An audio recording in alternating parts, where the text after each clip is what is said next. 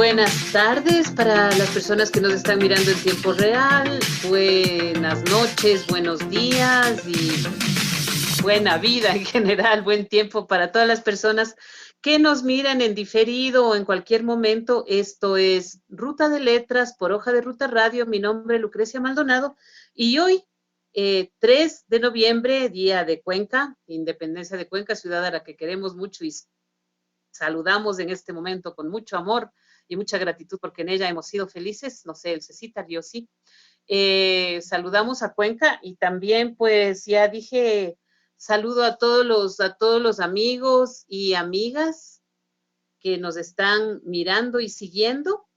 Y hoy nos toca, como primer martes de mes, nos toca mi cuento favorito. Mi cuento favorito. También agradecemos a las personas que de alguna forma nos saludaron en las redes y de algunas formas nos hicieron sentir su cariño por cumplir un año y aquí estamos comenzando nuestro segundo año. Entonces, pues la sorpresa de hoy es que vamos a tener el cuento favorito de nuestro director y de la persona que nos apoya en las cámaras y en el sonido y en todo, que es César Armando Bermeo, mejor conocido como Cecitar, con todo cariño, que además el día de la grabación está de cumpleaños, así que hoy está de no cumpleaños, pero igual le pueden saludar.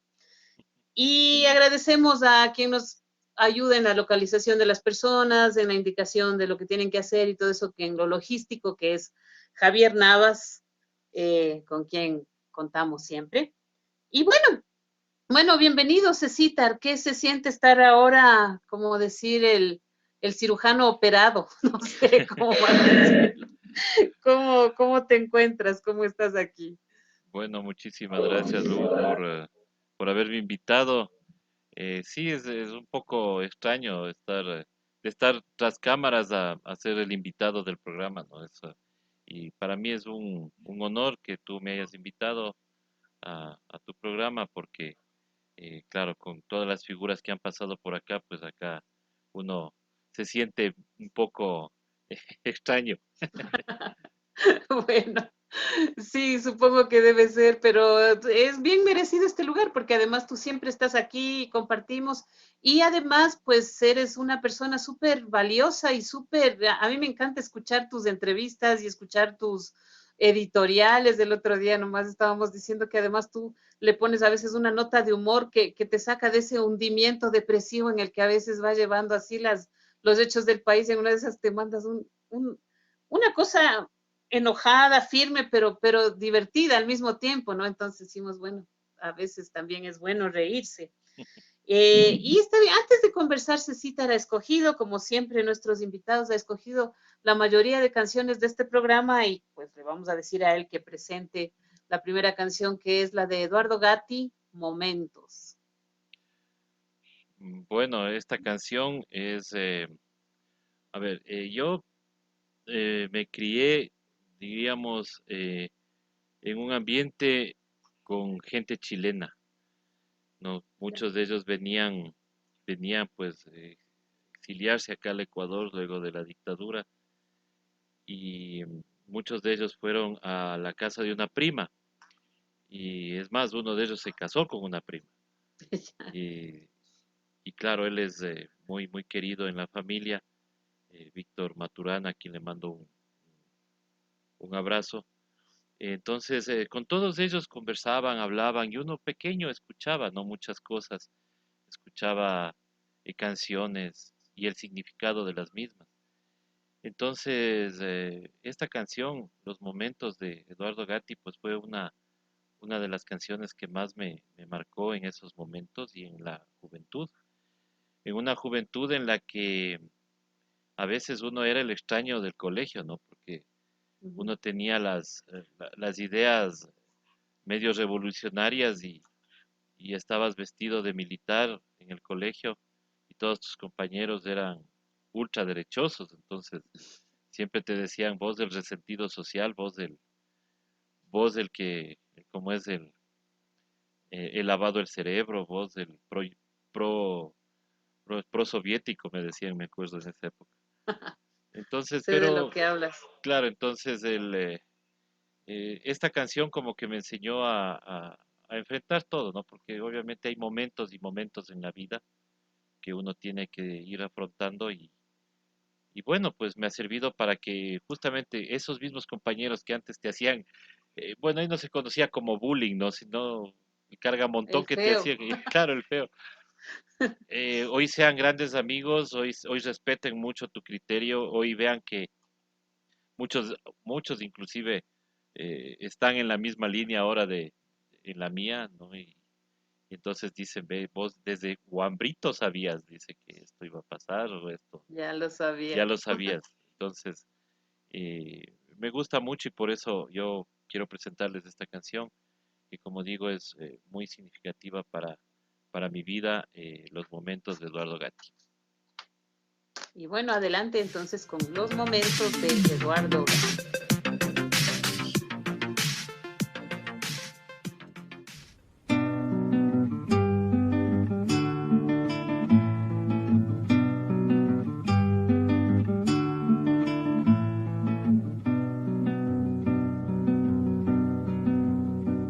Tu silueta va caminando con el alma triste y dormida.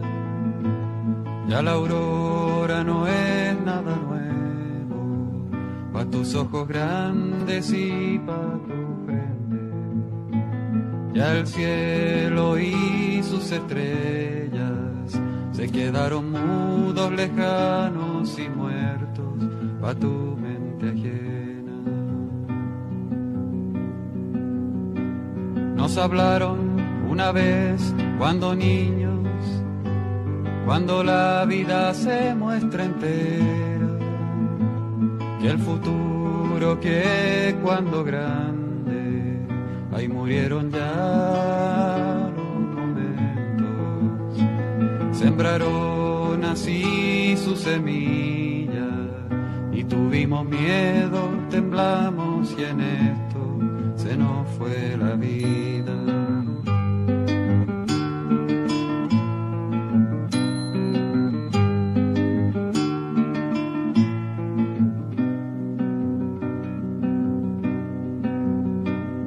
La la la la la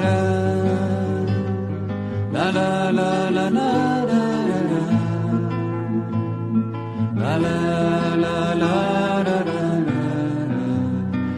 la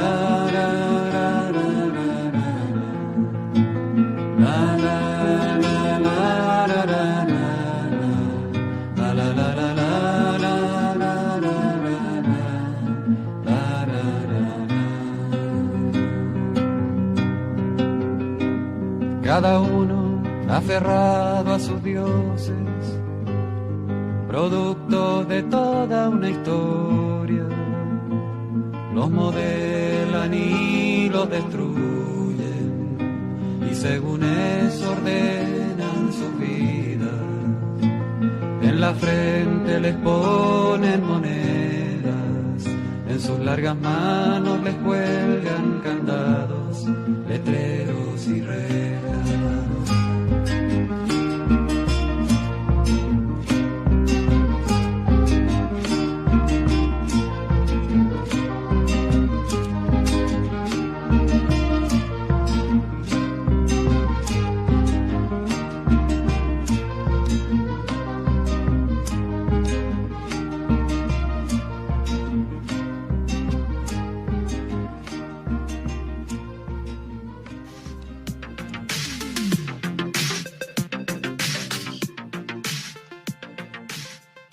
Bueno, estamos aquí con César Bermeo, César Armando Bermeo, hablando de su cuento favorito. Ya va a llegar el cuento favorito, pero como ustedes saben, primero conversamos un poquito con nuestros invitados a este segmento mensual, a este programa mensual, pequeño especial mensual de mi cuento favorito, sobre su encuentro con la literatura, con los cuentos, ¿no? ¿Qué es lo que tú recuerdas, Cecitar? ¿Cómo llegaron a tu vida los libros, los cuentos, las historias? ¿Cuál es el recuerdo más remoto que tienes de este mundo de la fantasía y de la literatura? El cuento más, o sea, el recuerdo más remoto, las fábulas de Iriarte, que me acuerdo que era un libro que nos pidieron, me acuerdo, en los útiles escolares de primer grado. Y, y era un adorno, diría yo, en la lista de útiles, porque nadie ocupaba. Me acuerdo que una vez que, cuando los papás eran bastante severos, ¿no? Mi Ujú. mamá especialmente era la que imponía justicia en la casa. Entonces, mi papá era el tranquilo, mi mamá era la que imponía La justicia. función judicial. Exacto. Entonces ella mandó al cuarto, me acuerdo, ahí por alguna cosa que hice. Y cogí el libro y empecé a leer y empecé a leer y me fui del planeta, ¿no? Porque empecé a leer todas las fábulas. Y entonces ella me empezó a gustar. Y luego, pues obviamente ya en tercer grado, a leerme el terruño, todo lo que había, todas las leyendas, todo eso.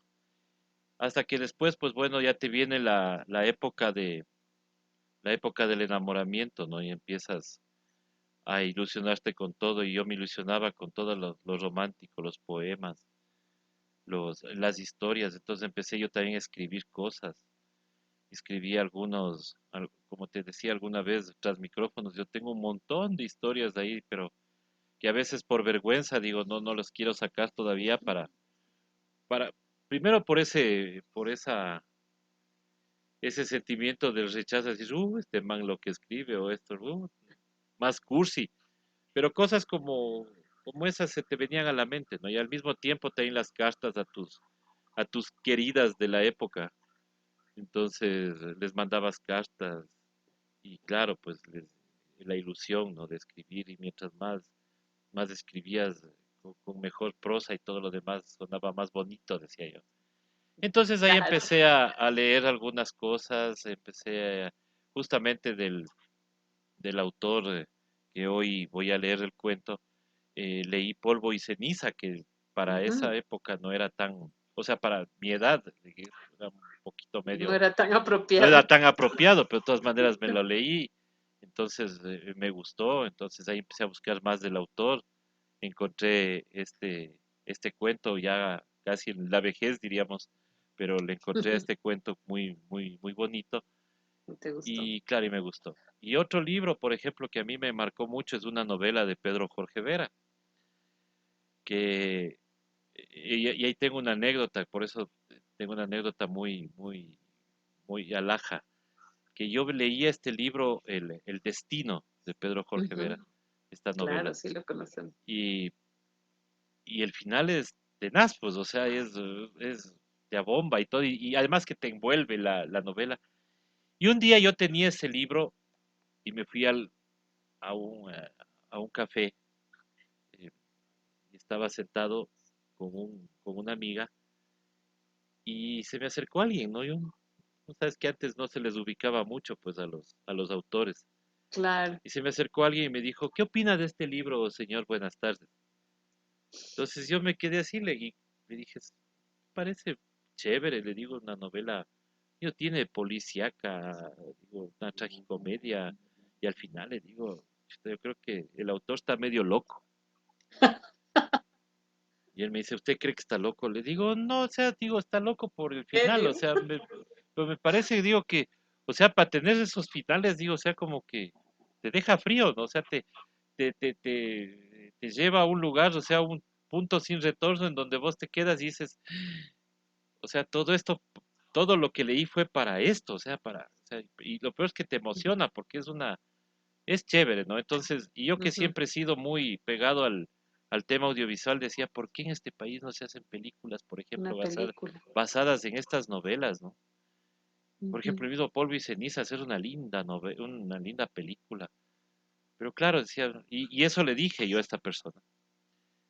Y entonces él me dijo, dice, porque yo escribí el libro. Dice, yo escribí la novela. Entonces yo le regresé a ver y le digo, ¿usted será Pedro Flop. Jorge? Claro, y me dice, sí, yo soy, dice, es más, preste. Y cogió y, y me firmó el libro. Y le tengo ahí, atesorado le tengo ahí yo ese librito. Claro, Ah, ah. claro. Y alguna vez también como hicimos una amistad, pues con la hija de Ujú. don Pedro Jorge, Con, pues con con Silvia, Silvia, a quien le pues a ella, mandamos un un saludo. saludo, a ella le conté pues de esta historia también. Entonces ella también se reía. Yo le decía, algún rato te de pedir los derechos, digo, de esa novela para cuando pueda hacer alguna vez alguna película, alguna cosa, porque me parece que alguna, esas sí, ¿no? novelas se quedan ahí Sí, un guardadas. poco, mira, por ejemplo, yo he pensado que muchas veces en la producción de la televisión nacional, que hablando con el corazón en la mano no es la mejor del mundo y ahí me quedo, eh, se podría usar, ¿no? Pero cuando yo he visto, por ejemplo, ahora que dices una película de polvo y ceniza, hay una película, pero podría ser mejor, o sea, podría haber otra, no sé, Lo no que pasa es sin... que si hubieran los presupuestos y si aquí Ajá, las autoridades culturales creyeran en una industria de cine, claro, serían cosas maravillosas, ¿no? O sea, no por, claro, esta va a ser una indirecta, muy directa, pero a ver, en el gobierno anterior, ¿cuántas películas hicieron? ¿cuántas? Ujú. Exacto, ¿Y cuántas han hecho exacto. en este gobierno? Ahí nomás se ve tú la importancia que le dan al cine y a la industria Y a todo, cinematográfica. Yo, y yo, a todo. claro, y yo veo con, por ejemplo, con, es un sentimiento feo la envidia, pero, y veo asombrado cómo, por ejemplo, la industria cinematográfica argentina Es otra cosa, sacan, o sea, película tras película, y de temas que otro cuando tú nivel. conversas acá con algunos súper dotados del cine ecuatoriano, les dices, oye, ¿por qué no hacemos algo? No, dice, no hay que hacer otra cosa, y se ponen al cine técnico y todo, y Eso. hacen otras cosas y no comercial, entonces tú te quedas, ya, pues, o sea, Pero hagan mire, nomás. necesitan, sin ir muy lejos, hay un cine colombiano bastante Ah, aceptable, bastante bueno. Y no podemos decir que Colombia tiene un gobierno de izquierda, ni que no, Colombia tiene nada, pero hay un cine colombiano que ya nos marca una pauta, ¿no? Sí, aquí, y gracias por darme diciendo la indirecta de hoy, porque yo voy a decir otra peor, ¿no? Aquí la única película que hemos vivido en estos 3 años es una película de horror. claro, Y nada más, o sea, y no ha sido, no está en el cine, sino en la vida, ¿no? Es 3D y en persona, ¿no? Pero sí, sí, porque la literatura ecuatoriana como que da, hay un montón de historias, qué sé yo, Polvo y Ceniza, a la costa que sí hubo una producción, Cumandá, pero no estaría por demás volver sobre eso, ver las obras de Juan León Mera, las narrativas de Juan León Mera, las narrativas de Luis Martínez, de Don Goyo, por ejemplo, habiendo un presupuesto para un cine fantasioso, ¿cómo se llama? Las cruces sobre el las agua. cruces sobre el Ya agua. van a, el suceso ya va a cumplir 100 años, ¿no? Ujú. Y cuestiones así para pensar. Bueno, entonces tú comenzaste con las fábulas de Iriarte, nos dices, ¿no? Las Sí, fábulas. Yo me acuerdo que hay una fábula de Iriarte que se refiere al pueblo, no me acuerdo bien el título, pero es de este burro al que le dan de comer solamente paja y hay otro burro que come grano un agricultor le dice al otro, ¿por qué le da grano al público? Al público, perdón, ya me estoy adelantando. ¿Por qué le da grano al burro si le puede dar paja? ¿Para qué gasta en algo de más valor? Y no me acuerdo bien, voy a tratar de citar los versos, ¿no? Porque después dicen, no, pues si se le da grano va a estar mejor, mejor alimentado y además él sabe que el grano es mejor que la paja, ¿no? Y termina diciendo, a ver, ojalá me acuerde, sepa quién para el público trabaja, que si en dándole paja le dan paja, siempre que le dan grano, come grano. Es decir, al público tampoco hay que darle cualquier cosa, ¿no? claro. Y volviendo a esto del cine y de todo, si se le da un producto de valor, que dicen, los programas de farándula, sí, para esa gentecita, ¿no? No, pues, Claro, siempre que le pero dan eso no. justamente, por eso de esto de la fábula mismo decía yo de que lo que yo escribo, o sea, lo que yo tengo guardado y escrito, a mí siempre se me ha guardado, guardado para mí, porque a mí sí me da miedo, digo, la crítica. Pero claro, por ejemplo, en la moraleja de esta fábula decía, o sea, quien escribe para el público y no escribe bien, no debe fundar su disculpa en el mal gusto del vulgo. Entonces, ese Claro, era. claro. Y no darle cualquier Claro, cosa y no tampoco, darle ¿no? cualquier cosa Ajá, a la tampoco. gente, Claro, que es algo que nuestros medios hacen, y no solamente con arte, con noticias, o sea, a veces en algunas noticias es como, o sea, es nomás, pero la gente ya no se cree tanto, eso también me he dado cuenta. O sea, todavía hay una masa, un grupo que se cree, pero también hay una masa crítica que dice, siempre mienten y dicen lo que les conviene, ¿no? Entonces, por ahí nos iríamos. Pero qué lindo, ¿no? Esa cuestión de empezar además con las fábulas de Iriarte, esa lectura en verso y todo. Bueno, vamos a ir a nuestra segunda canción antes de pasar ya a lo que vinimos, que es el cuento de Eliezer Cárdenas que nos vas a comentar. Y esta canción es Te recuerdo, Amanda. Te recuerdo, Amanda, que también tiene un origen chileno que de pronto nos puedes conversar un poquito. sí, justo uno de mis cantantes favoritos de chilenos, pues es Víctor Jara. Yo también tengo una anécdota alhaja porque en las épocas ochenteras, pues conseguir un disco de Víctor Jara era casi prohibitivo, ¿no? O sea, no podías nomás conseguir. No Entonces, había nada. no había nada, pues no tenías nada. Y ahí eran los discos de acetato, pues los vinilos. O sea, buena música no había No nada en había el nada, Ecuador. Tenías que irte a audio video, me acuerdo, claro. Y o yo me mandarte a acuerdo traer. que, claro, y había también lo chistoso es que en el único lugar donde podías tú grabar era en la Radio Católica Nacional, que ahí daba un programa de música folclórica y de repente ponían música de Víctor Jara. Entonces, yo, como digo, una vez alguien de estos amigos chilenos se regresó a su país y yo le dije, ve trayendo algo de Víctor Jara. Y él me trajo un cassette.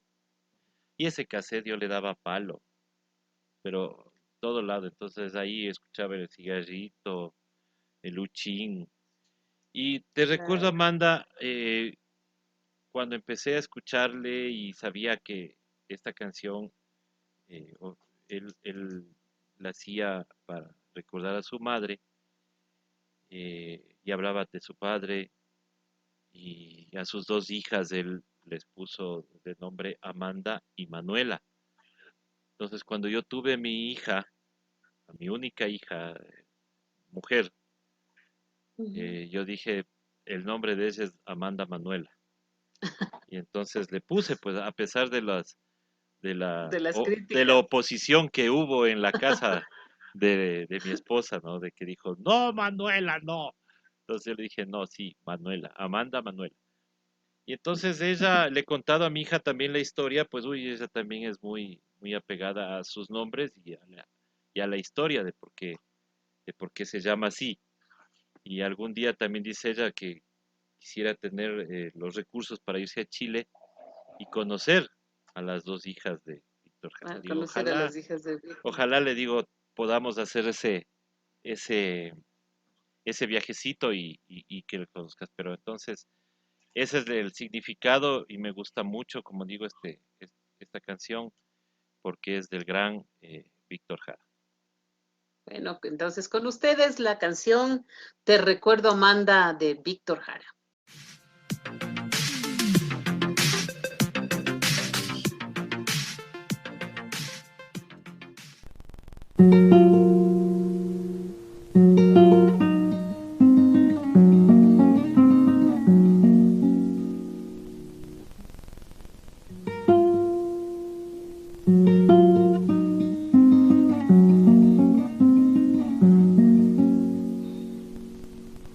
Te recuerdo, Amanda,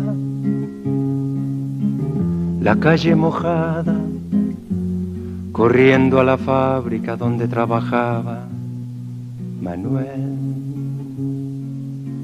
La sonrisa ancha, la lluvia en el pelo, no importaba nada, ibas a encontrarte con él, con él, con él, con él, con él. Son 5 minutos, la vida es eterna en 5 minutos. Suena la sirena, de vuelta al trabajo, y tú caminando, lo iluminas todo. los 5 minutos te hacen florecer. Te recuerdo, Amanda,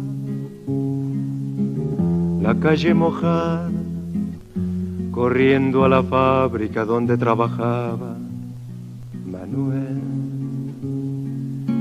La sonrisa ancha, la lluvia en el pelo, no importaba nada, ibas a encontrarte con él, con él, con él, con él, con él, que partió a la sierra, que nunca hizo daño, que partió a la sierra y en 5 minutos quedó destrozado.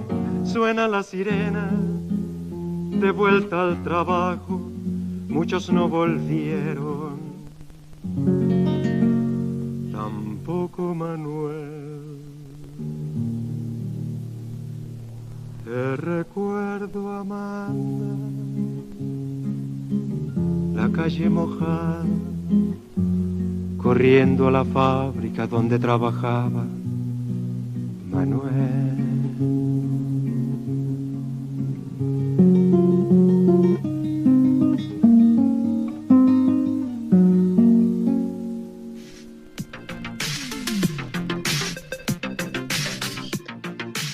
Y bueno, amigas y amigos, les recuerdo que estamos en Ruta de Letras por Hoja de Ruta Radio y que ahora estamos en el segmento, en el especial de mi cuento favorito, pues con el querido César Armando Bermeo, comunicador, quien nos está hablando de su encuentro con la literatura y en este mismo momento nos va a leer su cuento favorito. Entonces vamos a escuchar un cuento de Eliezer Cárdenas que él mismo nos va a presentar en este momento. ¿Y lo va a leer de una vez? De una vez. Ya, Uh-huh. se llama Los caminos vienen de Roma. Muchos sabrán que yo soy pegado a la religión católica, cosa que muchos me han criticado porque dicen vos izquierdoso y pegado a la iglesia Entre católica. ellos yo. Claro. Y eso hay una contestación. O sea, yo igual en la escuela, cuando era jovencito, pues en la escuela yo tenía un guía espiritual, en este caso un cura del colegio que era de la teoría de la liberación y nos enseñaba la doctrina social de la iglesia. Entonces, claro, ahí hay algunas cosas que ahora, por ejemplo, con el Papa Francisco, estoy viendo de que parece que sí he estado del lado correcto. Parece, pero no sé. Entonces, esto tiene mucho que ver con una situación de un sacerdote que quiere retirarse ya o le quieren retirar de, de su función de, de párroco. Entonces el cuento se llama Los caminos que vienen de Roma. Este cuento fue publicado en el 1996 en el libro La incompleta hermosura de Eliezer Cárdenas. Entonces, empiezo. Sí, sí, adelante, Cecita.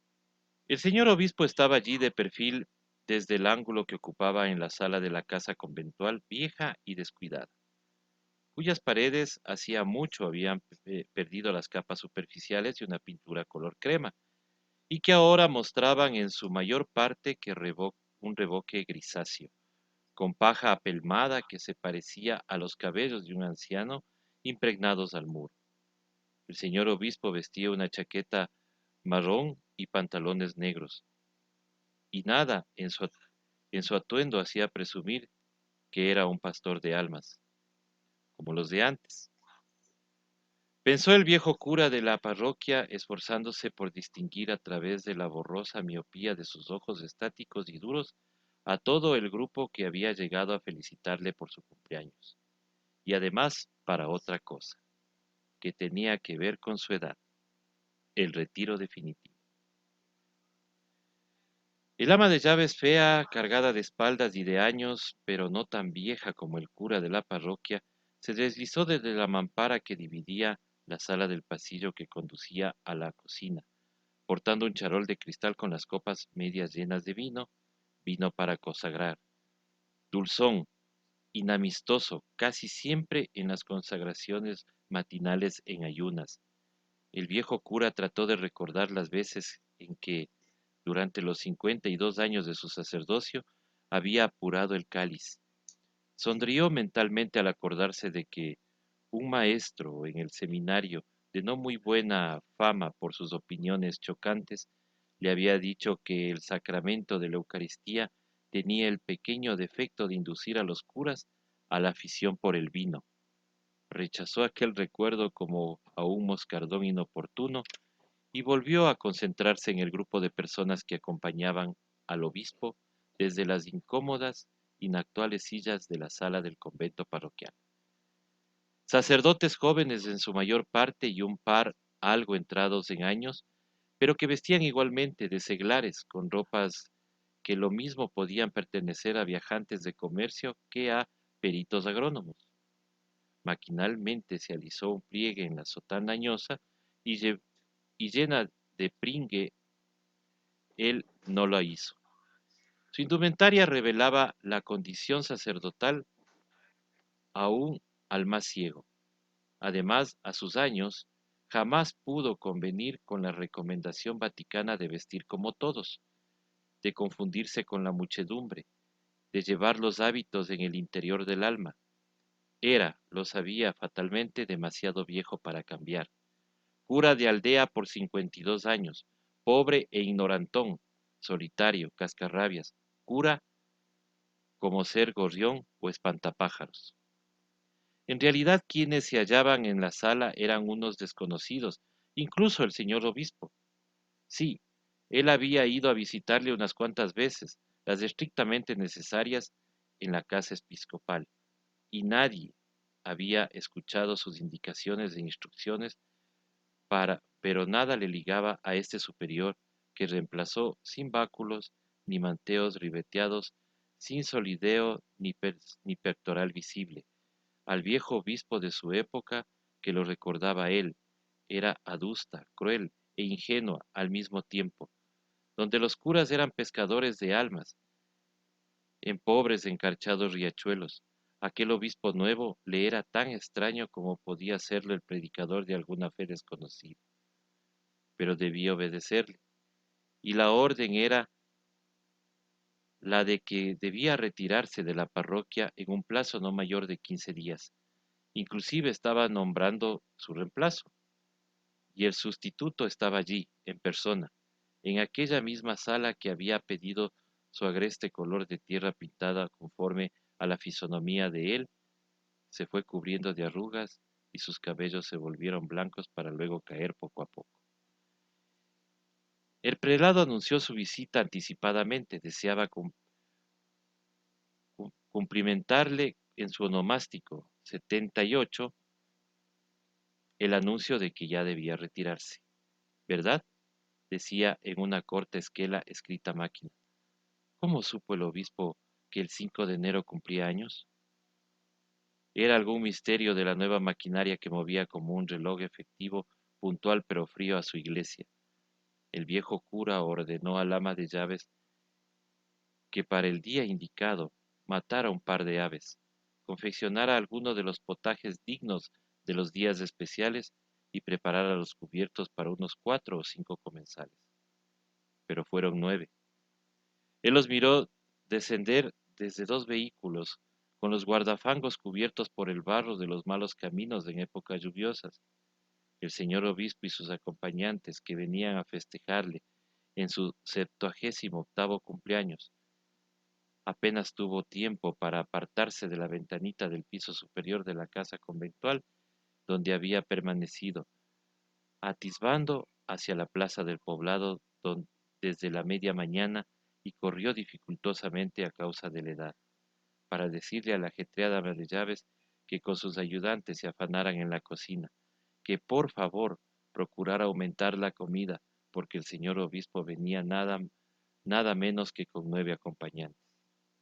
Después limpió velozmente su sotana con una escobilla y salió a la puerta con una sonrisa de amabilidad forzada, que supuso debía quedar muy mal con su piel arrugada y reseca para saludar a los visitantes. Pero el señor obispo y su informal séquito no se dirigieron de inmediato a la casa conventual.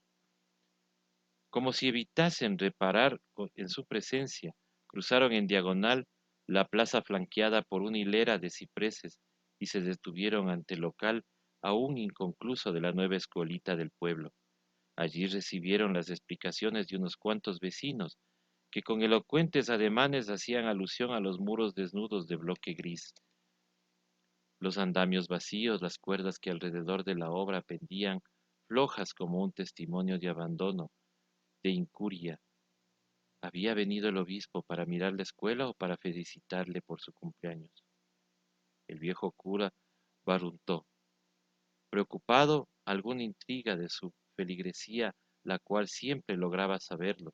Se quejaba por su decrepitud actual, su falta de entusiasmo ante las obras de la comunidad, o porque sus piernas ya no le ayudaban cuando debía ir hacia algún anejo para una confesión.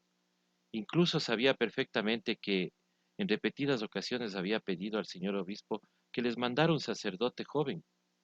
Ingratos, pensó el viejo cura, solitario junto a la gruesa puerta de roble de doble hoja de la casa conventual. Si cuando él llegó allá hacia medio siglo, el lugar era apenas un conjunto de casuchas miserables rodeado por la esplendidez de la montaña aún salvaje y los cuadritos de los míseros cultivos. ¿Quién sino él los había persuadido en sucesivos sermones dominicales de que hacerse vacunar no era un pecado? ¿Y quién sino él permitió que cierto domingo, cuando la iglesia parroquial se hallaba a rebosar, penetraban disimuladamente los agentes sanitarios llegados de la ciudad distante para esparcir polvos insecticidas sobre las cabezas piojosas? ¿Y quién recolectó los fondos para reconstruir el campanario, guarida de lechuzas, y para erigir el monumento del Sagrado Corazón de Jesús en la plaza y otro enfrente del primero al Libertador? Precisamente aquel momento el señor obispo y la comitiva cruzaban ante la columna sobre la que descansaba el Sagrado Corazón de Jesús hecho de mármol, que con los brazos abiertos y la fisonomía dulce y noble parecía, en un intento de abrazar a todo aquel pueblo y las montañas circundantes. Se defraudó tanto el viejo cura al comprobar que el señor obispo y sus acompañantes se limitaban a echar una rápida, casi desdeñosa ojeada a la imagen, y se detenían un instante al pie de la estatua del Libertador, también fabricado en mármol blanco, pero incomparablemente menos artística que el Sagrado Corazón. El señor obispo y los otros al fin se dirigieron hacia él. El prelado le dio unas cuantas palmaditas sobre un hombro y le felicitó por su cumpleaños. En las presentaciones de los acompañantes del viejo cura supo que todos ellos eran sacerdotes. Para él, virtualmente unos desconocidos. Habían muerto o se hallaban retirados los de su época, y cuando invitó al señor obispo y los demás a pasar al interior de la casa conventual, su edad le dolió como un agujero que laceraba un cuerpo al quitársele la carne. Fue después de los postres y los parabienes por el cumpleaños que el señor obispo se lo dijo, después de aquel almuerzo servido sobre el mantel tejido en punto de crochet 40 años atrás por su madre, y que él disponía fuese colocado en la mesa únicamente en ocasiones especiales. Después de aquel caldo de gallina y aquellas presazas festoneadas con rodajas de papas y ensalada de lechugas que los comensales ponderaron, incluso el señor obispo al cabo del dulce de higo con pedazos de queso cremoso campesino que él goloso saboreó con deleite, a pesar de que el médico le había recomendado cautela con los dulces a su edad. Fue después de aquel brindis que el señor obispo, con una copa llena de vino de consagrar, a, a la altura del esternón, pronunció con un tono de sincera gratitud, ejemplar sacerdote, humilde y abnegado, tan fiel a su misión. Él, con los ojos bajos, sentía molesto las miradas de los otros sacerdotes, aprobatoriamente posadas sobre la figura más bien poco digna de respeto, un viejo gorrión o un espantapájaros, un cura que aún vestía sotana y no se la mudaba con frecuencia, Fue después de aquel brindis que, en otra época, le hubieran llenado de orgullo y también le hubieran hecho derramar un par de lágrimas, cuando el prelado, no dirigiéndose a él, sino a los otros curas en torno a la mesa, como si él estuviera ausente, dijo con un tono de conversación casual: Ya es hora de que nuestro párroco se retire. Se ha ganado el descanso, ¿no es verdad? Los presentes afirmaron con movimientos de cabeza y él volvió la vista hacia el sitio donde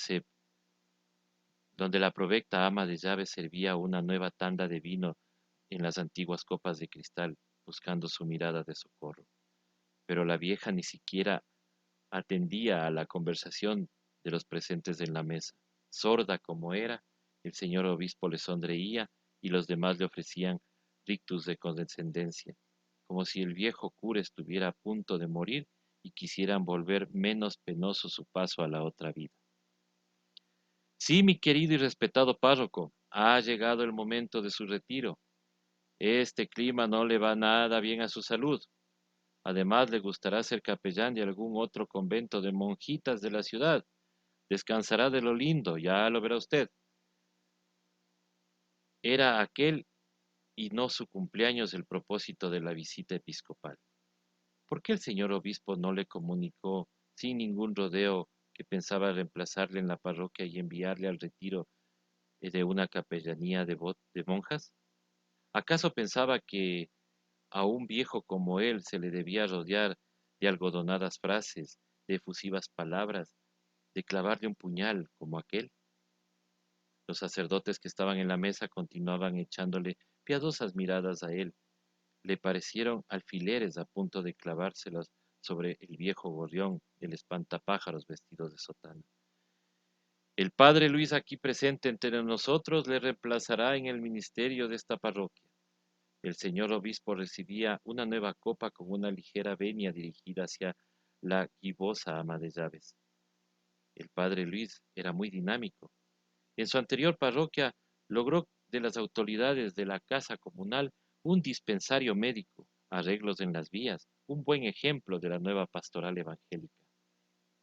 El prelado lo había dicho: al fin lo nuevo, que reemplaza lo caduco. Las hojas que nacen verdes entre la gris y reseca paja muerta, la consecuencia de aquel aguillonamiento vaticano que él jamás acabó de entender y que reemplazó al latín.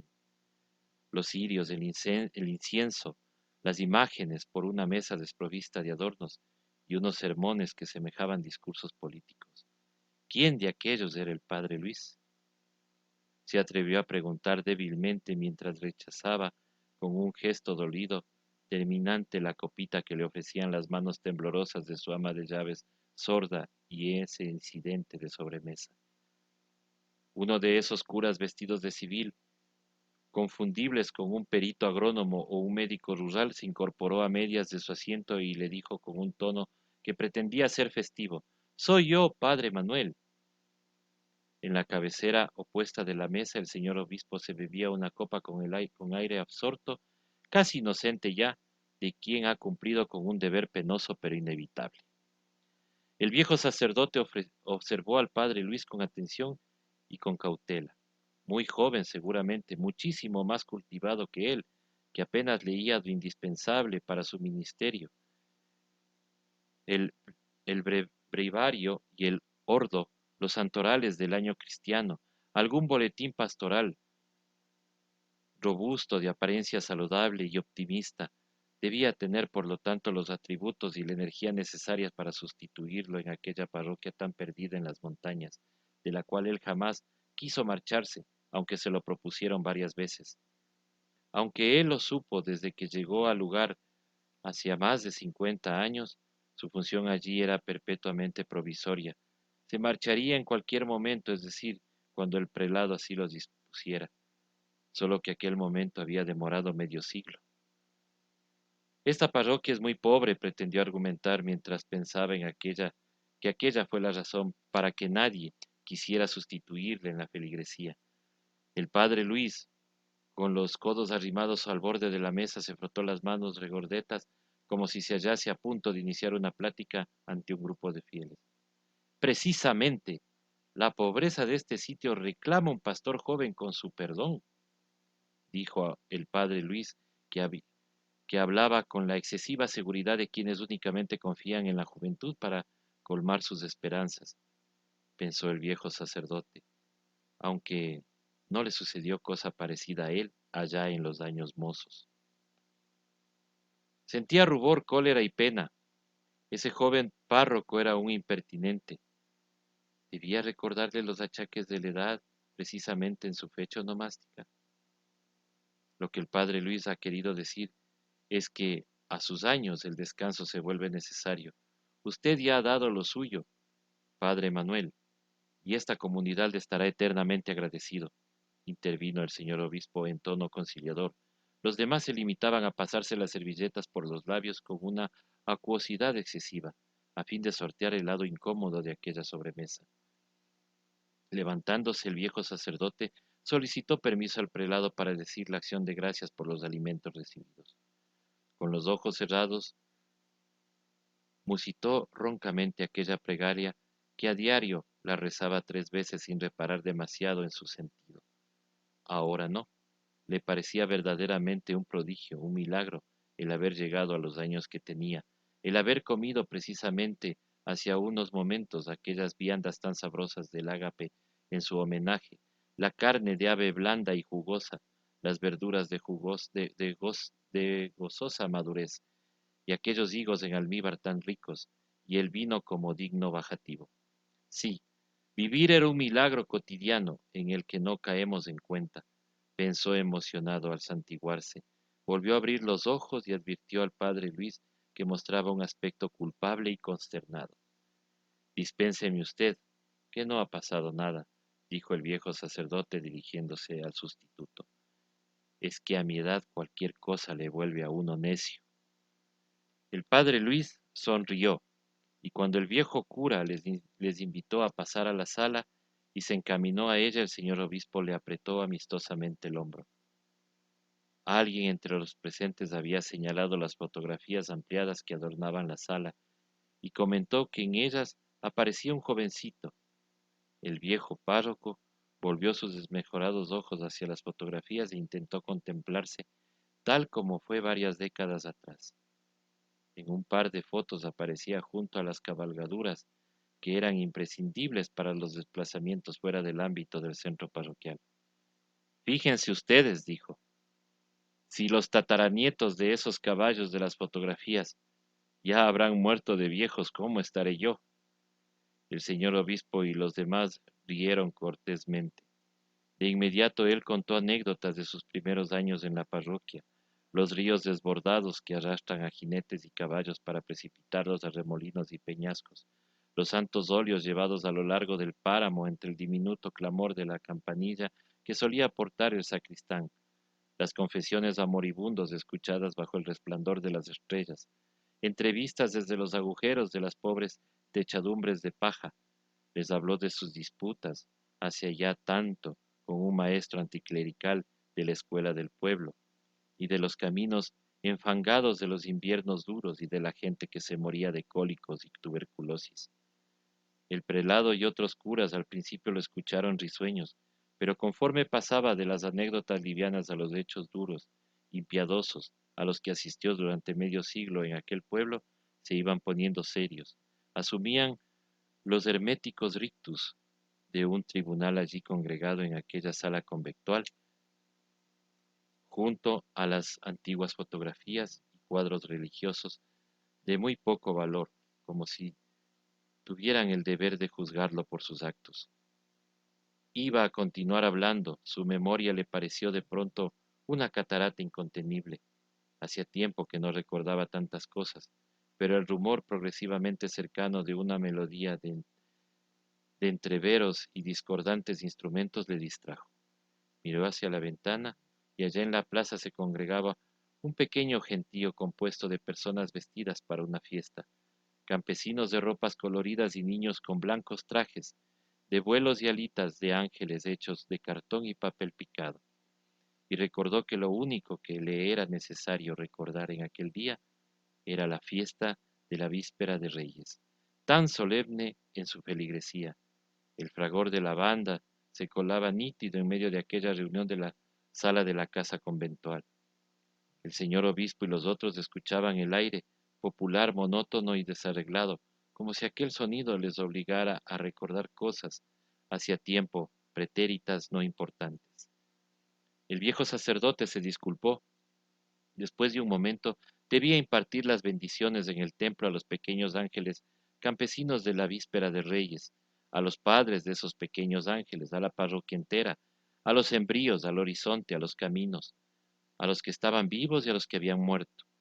El señor obispo le respondió que no debía preocuparse en lo absoluto. Ellos partirían de inmediato, porque entonces suspiró, les aguardaba un largo camino de regreso a la ciudad. En 15 días usted ya no me encontrará aquí, dijo con una sonrisa el viejo sacerdote al padre Luis, su sucesor. Tendrá para usted la parroquia entera. El padre Luis le estrechó la mano. Siempre tendré que pedirle algún consejo, confió.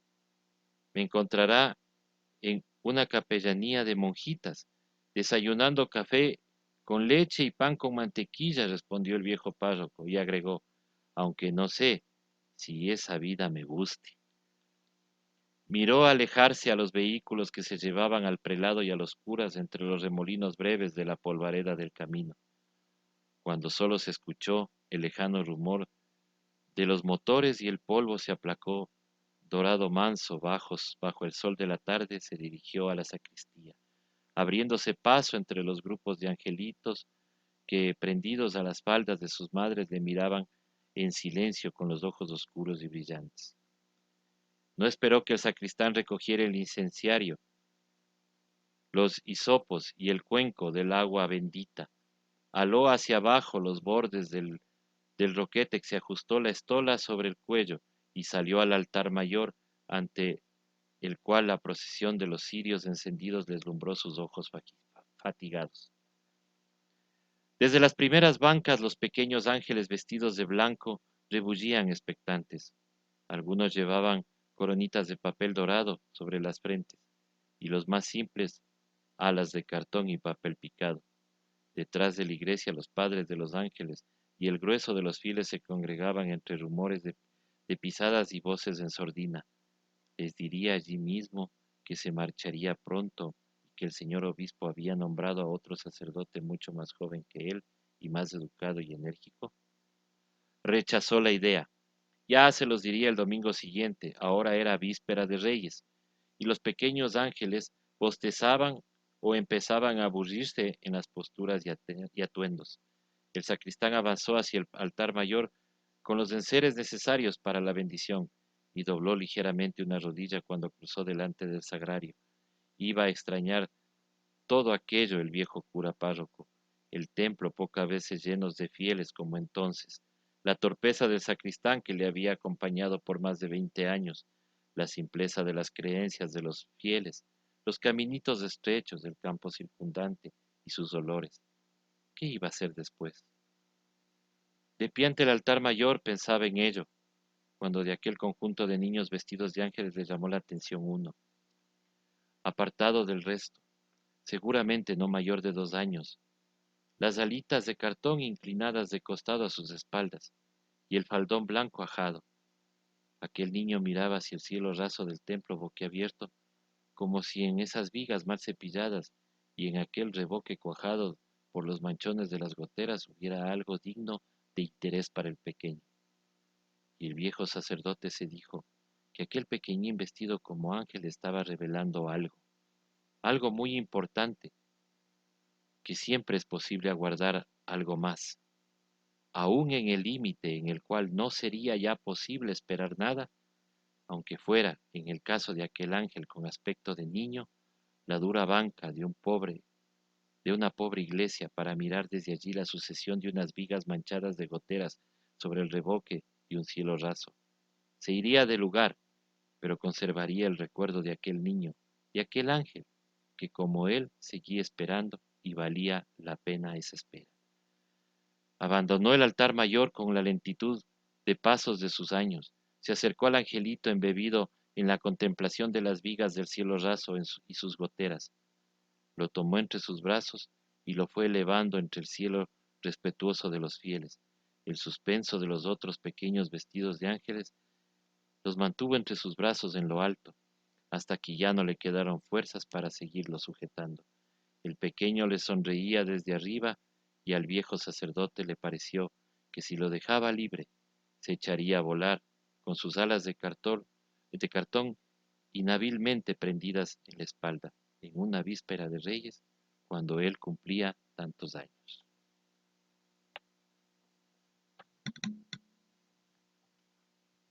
Siempre me olvido. Bueno, Cecitar, qué cuento más bonito, pero antes de pasar a conversar un poquito sobre él, pues vamos a escuchar una de tus canciones, ¿no? Hoy se cumplen 50 años del fallecimiento de quizá el más grande cantor popular del siglo XX, la voz más bonita para mí de la música tradicional ecuatoriana, que fue Luis Alberto Valencia, mejor conocido como el Potolo Valencia, y Cecitar ha escogido eh, la, el pasillo, Ojos Negros, Benítez y Valencia del dúo. Entonces, no sé si nos quieres presentar también esta canción y luego conversar del cuento. Este es lo que va a ser el secreto mejor revelado. No sabe ni mi esposa esto, por si acaso, pero esta canción, yo me acuerdo que nuestros viejos, mis padres, mi padre, mis tíos, muchos de ellos ya no están con nosotros, mis tíos abuelos y todos ellos, siempre se caracterizaban que cuando hacían sus fiestas y tomaban y oían pasillos, ellos decían que había un pasillo que era de su propiedad. Entonces, me acuerdo que habían tíos que tenían nuestro juramento, fatalidad, eran sus pasillos. Entonces yo en esa época, yo tenía 14 años, entonces yo decía, ¿cuál va a ser mi pasillo? Entonces, claro, yo empecé a buscar hasta cuando conocí a la que sería, como dicen, el amor juvenil, el primer amor de tu vida. Y entonces yo le veía a él y veía alguna característica que me recuerde a algún pasillo. Entonces, a mí lo que me encantaba de esta chica era el pelo largo y sus ojos negros. Uh-huh. ¿Ya? Entonces, como el de arriba es tan generoso, no me casé con ella, pero me casé con alguien igual, que si no tiene ojos negros y pelo largo. Ya, y cabello largo. Entonces, este pasillo me gustó justamente por eso, y luego ya analizando ya poco a poco la letra, luego conociendo quién era Luis Alberto Valencia, que justo este día, o sea, el día que grabamos, 1 de noviembre, son 50 años de su fallecimiento. De su fallecimiento. Claro, entonces él falleció un año antes que yo nazca. Claro, claro. Entonces, y aparte ha sido hasta del barrio, o sea, ha sido toleño. Entonces, todo eso me incitó a que me guste esta canción y por eso... Y que sea tu pasillo. Y que sea mi pasillo. Entonces, así, autodedicar, yo se lo voy a dedicar a Cecitar el pasillo, su pasillo, Ojos Negros, en las voces del dúo Benítez y Valencia.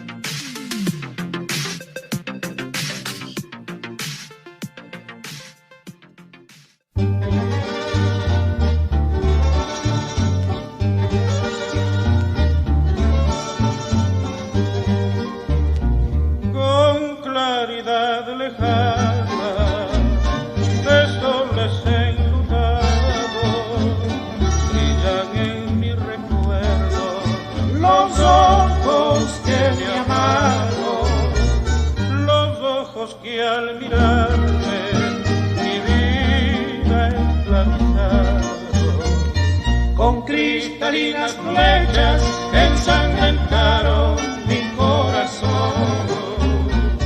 Con cristalinas flechas ensangrentaron mi corazón.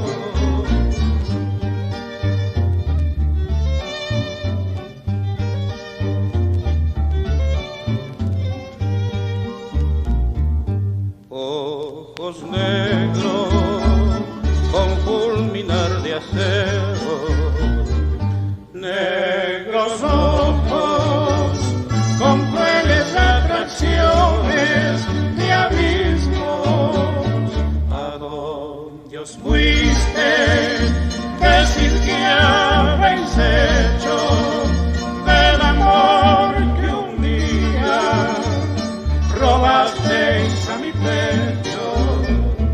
A Dios fuisteis, decir que habéis hecho del amor que un día robasteis a mi pecho.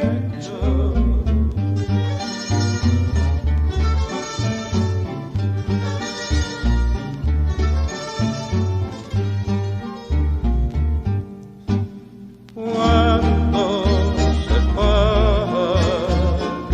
mi tormento, ojos de abismo, y olvidasteis mi amor, que vuestras glorias no empañen el sufrimiento, ojos que ensoñarán la oscuridad de mi amor.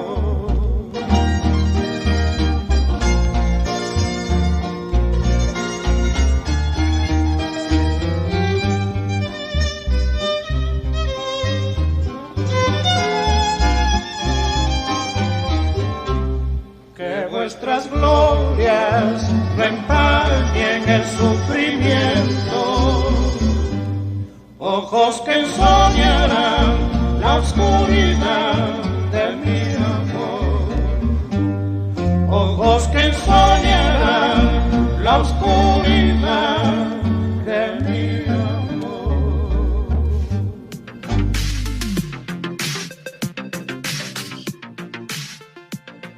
Bueno, y amigos, amigas, estamos no tanto en la recta final, pero acercándonos a la recta final del programa. Les recuerdo, esto es Ruta de Letras y pues como dicen por ahí, péguenle una me gusteada, péguenle una compartida, háganle saber a sus amigos que aquí estamos y que nuestro trabajo es por la cultura y por la literatura, por la difusión de la literatura nacional, latinoamericana y de otras partes también, porque lo hemos hecho, ¿no? Entonces, hoy en mi cuento favorito nos acompaña César Armando Bermeo. Ustedes pueden estarnos mirando por Facebook Live, por YouTube Live o por YouTube en diferido, por Facebook en diferido y también por la radio, por el streaming de la radio, http://hojaderuta.word. Esas son las coordenadas donde vamos a estar. Y vamos ahora a conversar un poquito sobre el cuento, cómo eran los caminos que vienen de Roma, ¿no? Hay este famoso refrán que dice, todos los caminos conducen a Roma, ¿no? Y Alejandro Jodorowsky dice, Roma es el amor, porque es el anagrama de amor, entonces todos los caminos conducen al amor, sea del tipo que sea. Y bueno, yo estaba pensando mientras te escuchaba, hay una serie radiofónica de Mario Kaplún, tal vez la conozcas, que se llamaba El Padre Vicente, el diario de un cura de barrio, ¿no? Que las radios de las radios latinoamericanas, las radios comunitarias, que casi todas eran católicas en una época en los años 80, cuando yo trabajaba en ellas, pues teníamos todas esas series. El Padre Vicente era un cura atípico, ¿no? Era un cura atípico que defendía a las mujeres, que defendía a los niños que no querían ir a misa, que era totalmente distinto al capellán de mi colegio, por ejemplo, era un cura muy progre, ¿no? Muy progre, como era en ese tiempo progresistas los curas de la teología de la liberación que estaba en auge, ¿no? Y algún tiempo después me topé por cosas de la vida con un libro que llegó a mis manos y que lo tengo ahí, de un autor francés que se llama Georges Bernaros, que se llamaba El diario de un cura rural o El diario de un cura de aldea. Y es una novela muy particular porque te muestra, me hizo recordar mucho estas novelas, porque nosotros nos acostumbraron, ¿no? Nos acostumbraron, yo vengo también de un entorno religioso, nos acostumbraron a que el cura sea párroco, o sea, el eclesiástico, el clérigo, sea monaguillo, diácono, párroco, hermano cristiano, lo que sea, la monja, todos estaban más cerca de Dios, eran sobrenaturales, y no lloraban, no iban al baño, posiblemente se morían, pero ya a la cansada, entonces era como estos seres un poquito cerca de sobrenaturales, ¿no? Y este cuento te muestra eso que es tan natural como es la humanidad del cura, de la monja, del monaguillo, del diácono, no sé. Entonces, no debería decir diácono porque me acuerdo de un personaje que parece un extraterrestre gris, pero no lo voy a mencionar, ¿no? Entonces, eso es lo que yo veo en este cuento. No sé qué más nos quieres decir tú, Cecita. No, a mí me gusta este cuento justamente por eso, ¿no? Porque yo, viviendo tan cerca de un colegio este, católico, eh, por lo general teníamos mucha relación con los sacerdotes de aquí, los salesianos. Ujú, Entonces, dentro de los salesianos había de todo, pues había los ultraconservadores y también había los curas, en este caso, súper progresistas. Pero había un sacerdote que primero todo el mundo les recuerda y los que me escuchan y pasaron por las aulas del Colegio Don Bosco, por si acaso, yo no estuve nunca en el Colegio Don Bosco, mis hermanos sí, pero yo me acuerdo de él desde chiquito, era un padre polaco, era de apellido, era Helmut Lauer, y este padre les enseñó a jugar fútbol a los chicos primero, porque antes no les era estudiar, estudiar y estudiar. Pues primero les ujú, enseñó a jugar fútbol, les enseñó, era deportista a más no poder, ya. Pero él, yo me acuerdo que una vez cuando yo fui a verle a mi hermano, él se acercaba y, claro, le decían que yo era el hermano menor y todo, y que estaba en otro colegio. Y entonces él una vez me quedó viendo. Me acuerdo clarito que me dijo en su tono así, medio alemán, medio raro, me dijo, nunca cierres tus alas, decía. Y si tú quieres hacer algo, hazlo, decía así, pero así en esa forma, ya digo, ese tono que tenía él. Y entonces, este padre, o sea, llenaba mucho solamente el verle, ¿no? Porque era un tipo buena nota, o sea, era muy juvenil a pesar de que ya era mayorcito, pero por ejemplo se ponía a jugar fútbol. Con nosotros los guaguas jugaba cogidas. O sea, no era el típico cura que vos veías que era, pero poco más y no se acerquen y si se acercan béseme en la mano y todo. No, él era así. Él era el cura que andaba con BBD, con boina, de vez en cuando salía a la calle así. No se le veía con sotana a él. Entonces, yo al leer este cuento, vuelta me acordaba de otro curita de la misma época, que era encargado de aquí hay dos iglesias que son juntas. Está María Auxiliadora y Cristo Rey. Las dos son ujú. de los salesianos. Entonces a este padrecito viejito le pusieron en María Auxiliadora. Y él era, vuelta, súper conservador. Entonces siempre se peleaba con el padre Lauer. Entonces siempre habrían esas broncas, ¿no? Que cómo a los muchachos hacer, no, los muchachos tienen que estar acá divirtiéndose.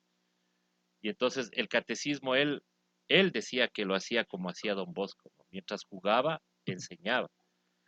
Y esas cosas, por ejemplo, a mí me llenaron mucho y por eso digo yo, cuando vino el otro cura que fue ya el del colegio, el que nos enseñaba justamente la teoría de la liberación, la teología de la liberación y la doctrina social de la iglesia, donde nos hablaba de la igualdad, de que no porque tienes plata vos tienes que ser mejor que otro. Y entonces, y te Ujú, metía eso, ¿no? Entonces, cuando yo fui, ya te digo, al colegio militar, no al colegio militar, sino a una academia militar. ujú, Entonces yo me topé con gente que, o sea, mientras más plata tenías eras superior, ¿no? Entonces yo ujú, decía, ¿por qué? ujú. Hasta que un día, por ejemplo, alguien, y justo esta chica, que fue mi primera enamorada, digamos, La de los ojos la de los negros. ojos negros. Ya, ella, por ejemplo, todo el mundo me decía, no te meterás con ella. Digo, ¿por qué? Porque la familia de ella tiene mucho dinero. Sí, ¿cuál es el problema?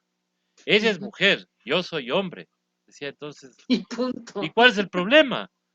Ajá. Y entonces muchos se quedaban locos y decían, ¿por qué no? Si eso es mucho para vos. ¿Por qué? Entonces yo decía, ¿por qué? Y esas eran mis broncas, ¿no? mis broncas existenciales. Ya, entonces todo eso, por ejemplo, me hace que cuando yo leí este cuento me acordaba de que a este curita, el curita, el más conservador, cuando me acuerdo que él anunció su salida, yo hubiera querido haber hecho fiesta, pero me dio pena. Claro. Y me dio pena, ¿por qué? Porque le vi que el padre se bajó del altar donde él se puso a pisar la tierra. Y él dijo, me voy. ¿Y a dónde se va? A Cuenca. ¿Y qué hace en Cuenca? En Cuenca vamos a morir. Así, en esas palabras. Y hablando de Cuenca Sí, encima. claro, sí. Es que los salesianos a los viejitos, a los curas viejitos, les mandan a Cuenca. Claro, Y claro, él se fue y creo que duró 3 meses en Cuenca y y se murió. murió. Ya. Mientras que el padre Lauer, él no se murió en Cuenca. Él vino acá sus últimos años y claro, él dando misa le dio Un infarto. un infarto del cual no salió, porque medio se recuperaba, pero luego ya falleció. Entonces, me recuerda mucho esas épocas en las que también yo le hacía el modaguillo, le hacía a pelearme en el colegio, en la escuela, en el Borja 1. Nos peleábamos los compañeros por ser monaguillo los jueves en la misa, ¿no? O sea, no entendíamos. Es más, yo recién ahora estoy entendiendo de qué se trata todo lo del altar mayor, ¿no? Pero en esa época uno con tal de darle vino al padre, ya, y eso era Tome, padre. claro, todo, y mientras más le dabas, mejor, porque quedaba medio, pero esas son un montón de anécdotas, ya digo, del colegio que Claro. son, entonces, lo que me impacta también de este cuento es esa forma que tiene Eliezer Cárdenas de describirte todo. No necesitas ver una Sí, película. O es sea, muy él te descriptivo. describe, pero, o sea, como ves, ¿no? Hasta que se dobló la sotana, que cogió y vio el mantel de crochet hecho por su madre hace 40 años. O sea, cosas como esas vos ya te imaginas. Entonces, y eso es lo chévere de leerte un cuento, cuando te envuelve en el ya te queda la imagen. Te quedaste con eso. Es minucioso, ¿no? Claro, Eliezer Cárdenas es minucioso en esta descripción de los sitios, de los objetos, y sí, como tú dices, te permite visualizar lo que está pasando en el cuento. claro. Aparte de que también describe un espacio interior, psicológico, Claro, del lo que él curita que siente, lo que él siente, ajá, lo que él hace, claro, cómo estará dentro, o sea, y también pues las reacciones de cada uno, o sea, es súper interesante, ya te digo, que él lo lleve a la escritura toda esa descripción y que no se te haga aburrido, ¿no? Porque imagínate ponerte a leer primero de que te describa cada uno de los personajes, no. Él mientras va contando el cuento, pues te va diciendo cómo son cada uno. Y tú te imaginas, ¿no? Cómo será el obispo, cómo será el nuevo cura, cómo será cómo se sentirá el curita. Entonces todo eso es sí, es interesante. bonito. Y además, con unos pocos rasgos, o sea, no te da una tracalada de información sobre cada personaje, sino dos que tres rasgos que ya te hacen ver de qué va. Y está también esa cuestión de las dos iglesias, ¿no? Que, por ejemplo, en el diario de un cura rural o de un cura de aldea de Bernanos, era el autor, el, vemos este cura que es joven, no es muy mayor, y comienza a tener una enfermedad de los pulmones, posiblemente un cáncer, pero él decide seguir hasta el último y no decirle a nadie. Entonces algo así como que igual se cae muerto en alguna parte de la iglesia o algo así como bien dramático, ¿no? Pero te presenta esa iglesia del oropel, de los obispos y de la ambición del joven párroco. Y la iglesia que es pisar el suelo, ¿no?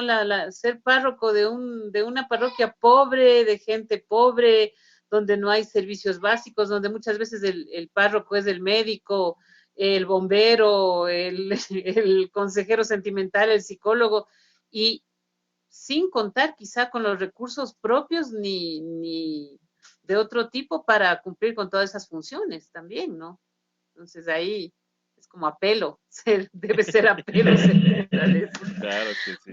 Necesita. No sé si quieres decir algo más sobre el cuento antes de que pasemos a la penúltima canción.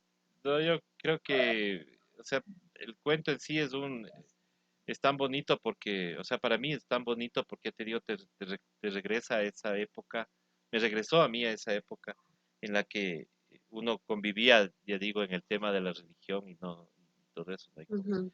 Con los padres. Claro. Y a veces ponte yo, no cuestiono, no soy yo ni nadie para cuestionar, pero yo creo que lo peor que le hace el mundo a todo es generalizar. Ujú. Yo también me topé con curas malos, curas detestables realmente. Eh, pero yo por eso no puedo juzgarles a todos por cómo se portaron estos. Hay curas muy buenos, hay curas que en una cosa que es muy criticada como la religión han sabido hacer cosas buenas Ujú. y que te recuerdan, ¿no? Como digo ahora, que la gran los grandes conservadores de la Iglesia Católica hoy, por ejemplo, le estén dando al Papa, que, Al Papa que Francisco. supuestamente el Papa es la autoridad máxima de la Iglesia. Te das cuenta de que estas personas que practican la religión católica a conveniencia de sus, eh, de sus intereses, más no del interés común del que siempre ha hablado la Iglesia, Ujú. o mejor dicho, la religión católica. Siempre te ha hablado de una igualdad, siempre te ha hablado de que todos somos hijos del mismo Padre y no tenemos ninguna diferencia.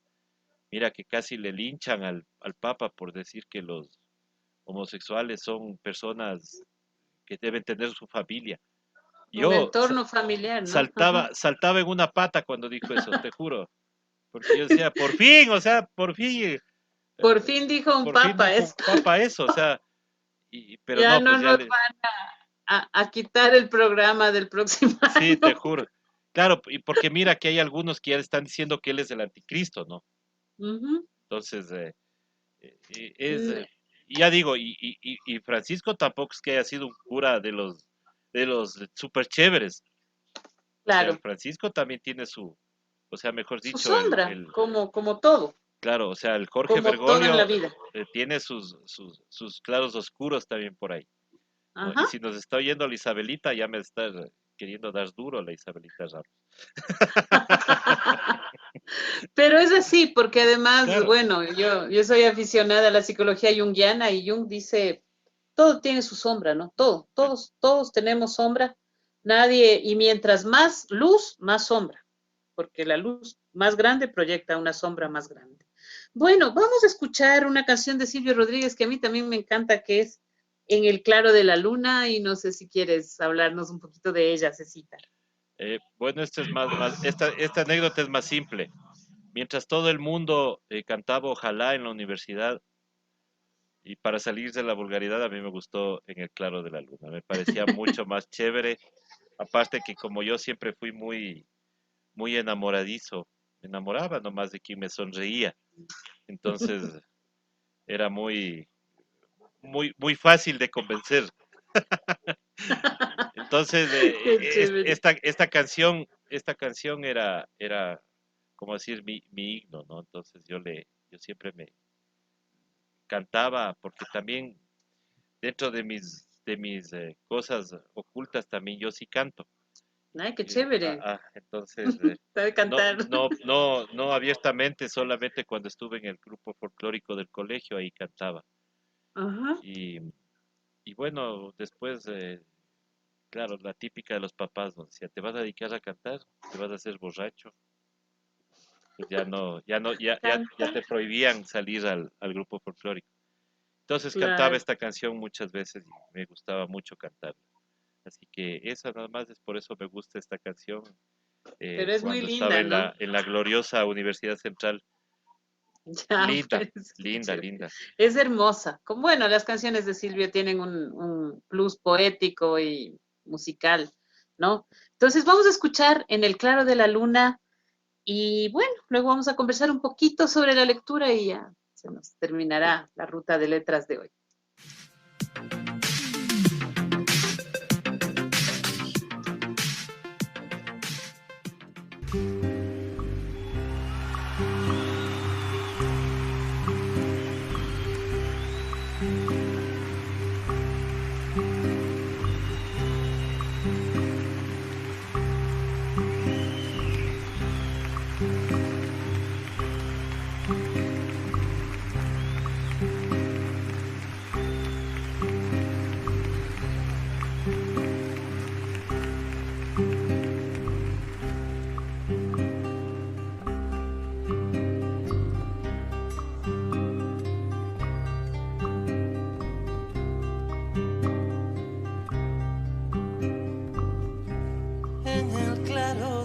la luna, donde quiero ir a jugar. Duerme la reina Fortuna, que tendrá que madrugar. Mi guardiana de la suerte sueña cercada de flor, que me salvas de la muerte con fortuna en el amor. Sueña talismán querido, sueña mi abeja y su edad, sueña y si lo he merecido, sueña mi felicidad. Sueña caballos herreros, sueñame viento del sur, sueña un tiempo de aguaceros en el valle de la luz. Sueña lo que hago y no digo, sueña en plena libertad, sueña que hay días en que vivo, sueña lo que hay que callar.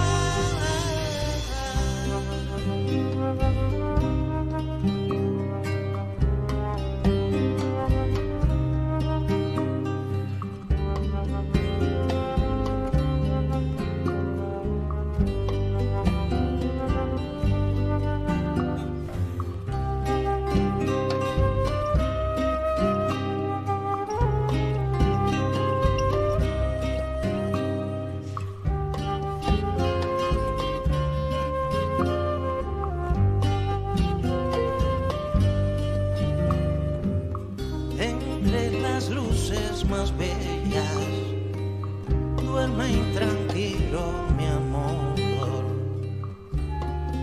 porque en su sueño de estrella mi paso en tierra es dolor. Mas si yo pudiera serle miel de abeja en vez de sal,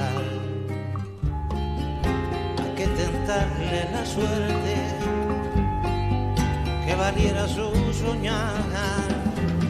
Suéñeme pues cataclismo, sueñe golpe largo y sed, sueñe todos los abismos que de otra vida no sé.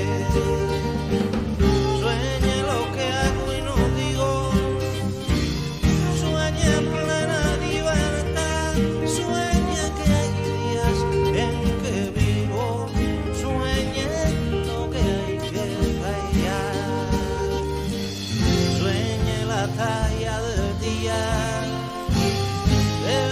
que fui y del que soy, que de mañana alma mía lo tengo soñado. Sueña en la talla del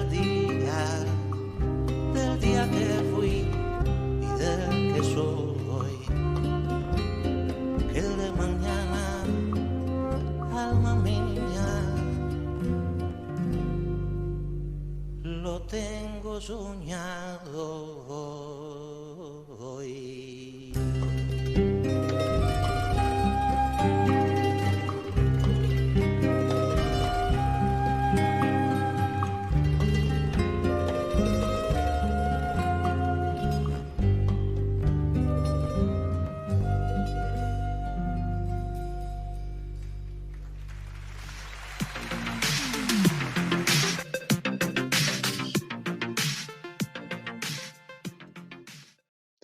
Y regresamos un poquito para ya ir saliendo, ir cerrando. Siempre que viene alguien a mi cuento favorito, yo le pregunto, porque este programa lo que busca es mostrar gente que, aunque bueno, se sí tarandado por la literatura, lo que pasa es que es tímido, tímido para cantar, tímido para mostrar lo que escribe, pero no se le conoce tanto como un literato, un escritor, y la idea es esa, mostrar a alguien que no sea no esté en la profesión literaria, en el hacer literario abiertamente, que nos hable de qué es la literatura para él, porque el objetivo es decir, bueno, todos podemos acercarnos a la literatura y recibir lo que ella nos da, ¿no? Entonces, bueno, siempre hay esta preocupación porque en el Ecuador no se lee tanto, aunque yo creo que se lee cada vez más, ¿no? Y un poquito lo único que quisiéramos saber es, ¿qué le dirías tú a la gente que nos mira o a la gente que de pronto cae por refilón en este programa buscando otra cosa? ¿Qué le dirías sobre la lectura, sobre la literatura ecuatoriana, sobre el aporte que puede traer a la vida estas actividades? Yo voy a repetir lo que me decía mi profesor de literatura del colegio, que es a quien le agradezco el incentivar a leer, ¿no? Que te incentivaba a que te leas un libro, que sea él decía, para calmar las penas. Mm. El leer, el abrir un libro, es el mejor pasaporte para viajar por el mundo, decía él. Y yo le decía, ¿por qué? Y él decía, porque verás, tú te metes a leer la Odisea y conoces la antigua Grecia. Ujú. Te metes, dice, a leer otro libro y estás en Turquía, estás en Chipre, estás con Dostoyevsky, estás en Rusia. Entonces, y te vas a otros lados, ¿no? Entonces, con Rubén Darío estás en Nicaragua. Entonces, y tú vas conociendo así, o sea, yo de Colombia, por ejemplo, conozco Cali y Bogotá, no conozco nada más. Pero leyéndole a García Márquez ya conoces otras Otras poblaciones, otras realidades, claro. realidades. Y Entonces, conoces Macondo, que ni existe. existe, claro, pues, pero que, pero que les relacionas mucho con lo que estamos viviendo, Claro. El Macondo el local. Macondo local. Claro, entonces él nos decía eso, ¿no? Decía, sin gastar un centavo, tú abriendo un libro, viajas por el mundo. Es el mejor pasaporte, decía él. Y claro, Y esto nos ayuda, pues, te digo, primero a que parece chiste, ¿no? Cuando eres o estudiante, vos le coges de como de ah, olímpicamente lo que te dicen. Pero luego recuerdas y te acuerdas de lo que te dijeron y es cierto. Tú hasta para poder discutir de algo debes, debes leer. Entonces alguien me debes decía, conocer, no claro. leas El Comercio.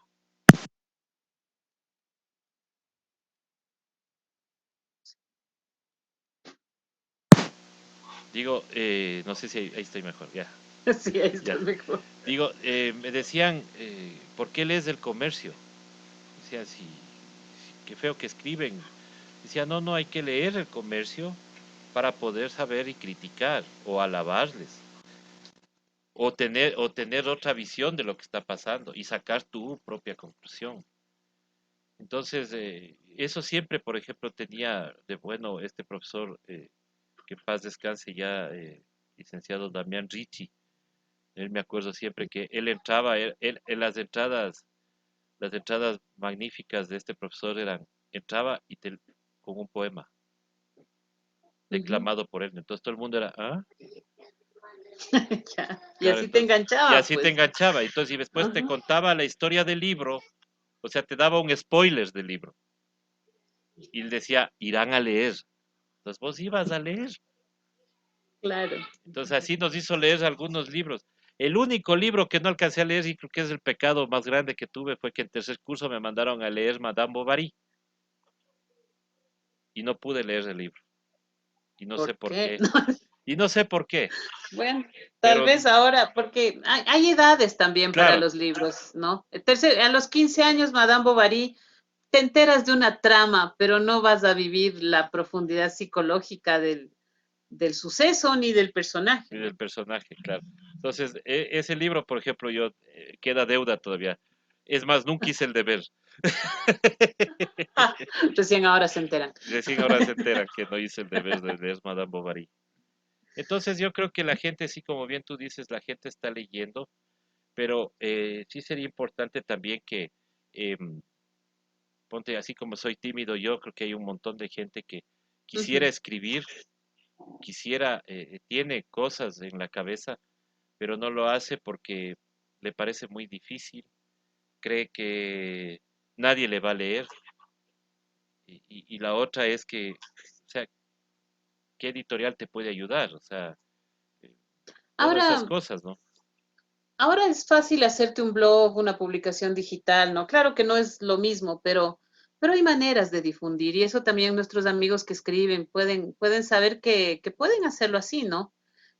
Claro que siempre habrá la crítica, pero a la crítica a veces es necesaria y nunca nos vamos a librar de ella. Nadie, Quedes, nadie. Entonces, quedes sin hacer nada, crítica. peor haciendo. Claro, Pero los que critican con frecuencia tampoco hacen nada, así que por lo general. fresco.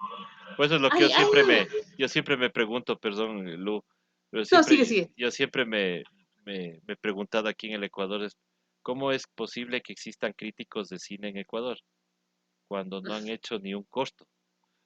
Críticos de cine. Y es en todo, y bueno, sin ir en contra, ¿no? No, Porque no, todos no importa, hacemos claro. crítica al final, pero hay incluso autores que dicen que no siempre, pero en algunos casos un crítico es un artista frustrado, ¿no?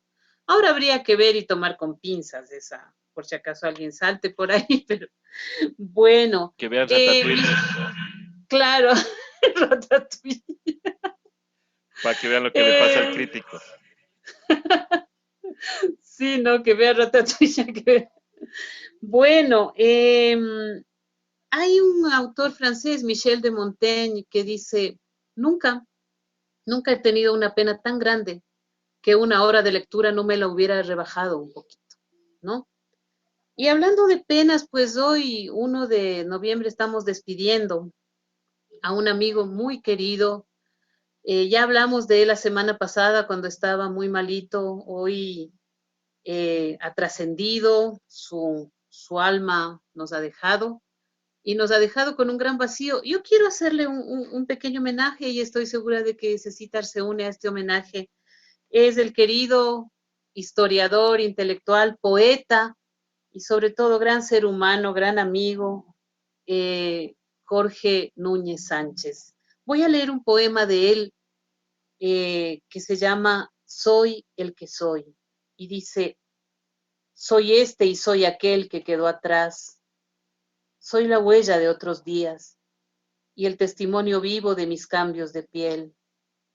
Soy la suma de todos los que fui, del que anduvo a tientas y del que halló la luz, del que te amó y te desamó, del que olvidaste y del que aún recuerdas. Soy el que fui algún día, soy el que sigo siendo, soy el ser, soy la memoria y el olvido. Y para nuestro querido amigo Jorge Núñez, que tenga buen viento y buena mar en su viaje y que tenga paz y luz en su transición, le vamos a dedicar esta famosa, conocida y muy sentida y con la que personalmente me identifico mucho en este momento, la elegía de Miguel Hernández a su amigo Ramón Sijen, en la voz de Joan Manuel Serrat.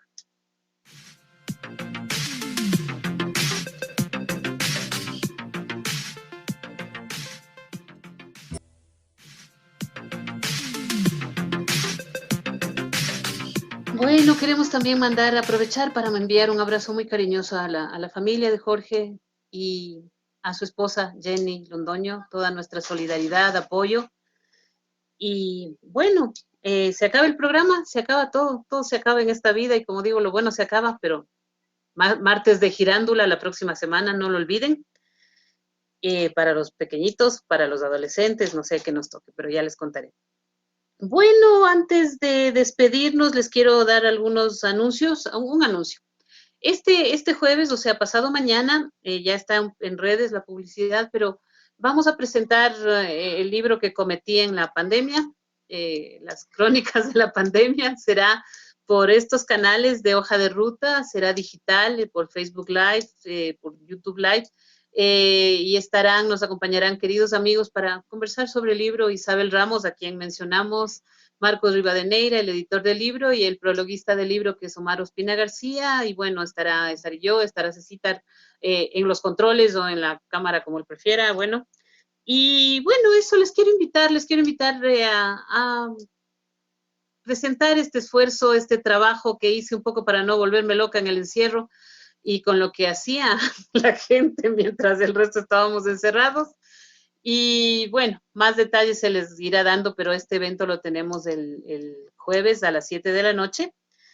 Y como siempre, pues antes de agradecer, o de una vez agradezcamos antes de que se despida a Cecitar por estar ahora aquí doblando y repicando prácticamente, a Javier que nos ayuda en la parte logística del programa, a el café Francesca, el té Jaika, a Hans Septic y bueno, a todas las personas, las editoriales que nos apoyan, Esqueletra, El Ángel, el Casal Catalá, que han andado medio ausentes, pero para hacerles acuerdo de que aquí estamos. ¿Ya?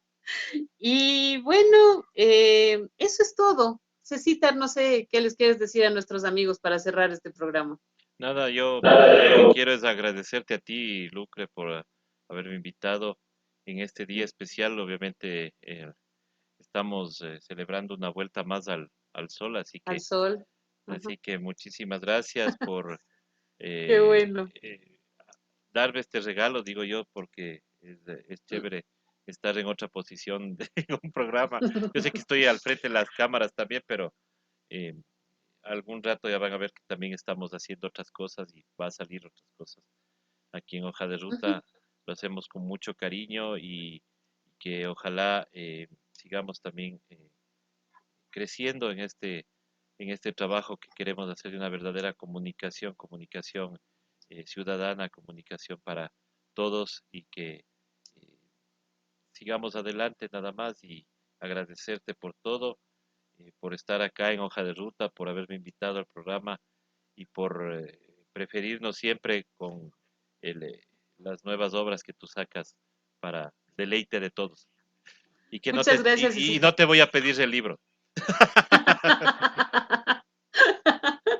Sí, bueno, no te preocupes, te harás acreedora. He disfrutado mucho de este programa yo esta vez, esta conversación ha sido muy agradable y espero que ustedes amigos también la hayan disfrutado y con esto nos despedimos hasta el próximo martes. Cuídense mucho y nos estamos mirando. Chao, chao.